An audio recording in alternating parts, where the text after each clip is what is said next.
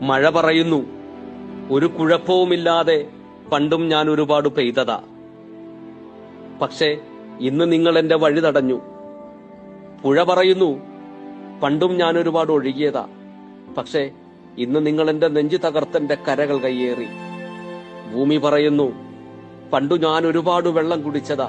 പക്ഷേ ഇന്ന് നിങ്ങൾ എന്റെ വായിൽ കോൺക്രീറ്റ് ഇട്ടടച്ചു. ഞാൻ വെള്ളം ശേഖരിക്കുന്ന പാടവും കുളങ്ങളും നിങ്ങൾ മണ്ണിട്ട് നികത്തി. മല പറയുന്നു, പണ്ട് ഞാൻ പേമാരിയിൽ അനങ്ങാതെ ഉറച്ചു നിന്നതാ. പക്ഷേ ഇന്ന് നിങ്ങൾ എന്റെ കാലുകൾ മുറിച്ചെടുത്തു.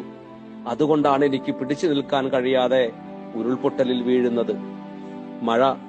ഇപ്പോൾ മഴ ചോദിക്കുന്നു, കെട്ടിയടച്ച തോടുകളും പുഴകളും തുറന്നു വിടുമോ? ഞാൻ എന്റെ വഴിയിൽ പൊയ്ക്കോളാം.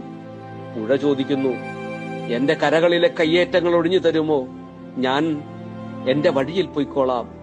ഭൂമിയും ചോദിക്കുന്നു, ഞാൻ വെള്ളം ശേഖരിച്ചിരുന്ന പാടവും കുളങ്ങളും തിരിച്ചു തരുമോ? മലയും ചോദിക്കുന്നു, ഇനിയെങ്കിലും എന്റെ കാല് വെട്ടുന്നത് നിർത്തുമോ? ഞാൻ ഒരു കാലിലെങ്കിലും പിടിച്ചു നിന്നോളാം. നമ്മൾ മനുഷ്യർ പ്രകൃതിയുടെ ഉടമകളല്ല, കാവൽക്കാർ മാത്രമാണെന്ന് തിരിച്ചറിയുക. അല്ലാത്ത പക്ഷം പ്രകൃതി എന്താണെന്ന് നമ്മെ പഠിപ്പിക്കും. പഠിപ്പിക്കാത്തവർക്ക് തുടർച്ചയായി 2ാം വർഷവും ഈ ഓർമ്മപ്പെടുത്തൽ മാത്രമാണ് ഈ കാലവർഷം. സി മുരുകൻ കാട്ടാക്കടയുടെ ഒരു കവിത ഓർമ്മ വരുന്നു. പകയുണ്ടു ഭൂമിക്ക് പുഴകൾക്കു മലകൾക്ക്, പുക തിന്ന പകലിനും ദേശമുണ്ട്. പകയുണ്ടു ഭൂമിക്ക് പുഴകൾക്കു മലകൾക്ക്, പുക തിന്ന പകലിനും ദേശമുണ്ട്.